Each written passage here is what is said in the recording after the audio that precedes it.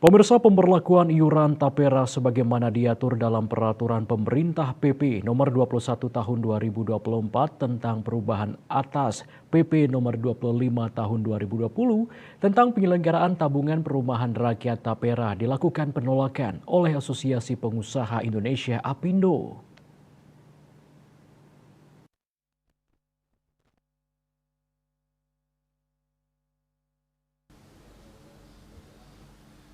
Ketua Umum APindo Sinta Kamdani dalam keterangan resmi di Jakarta seperti dikutip dari kantor berita Antara menyatakan sejak muncul Undang-Undang Nomor 4 Tahun 2016 tentang Tabungan Perumahan Rakyat, APindo dengan tegas telah menolak diberlakukannya ini. Sinta mengatakan APindo melakukan sejumlah diskusi, koordinasi dan mengirimkan surat kepada Presiden mengenai tapera. Selain dengan APindo, Serikat Buruh Pekerja juga menolak pemberlakuan program tapera. Program tapera dinilai memberatkan beban iuran baik dari sisi pelaku usaha dan pekerja buruh. Sinta menjelaskan bahwa APindo pada dasarnya mendukung kesejahteraan pekerja dengan adanya ketersediaan perumahan bagi pekerja.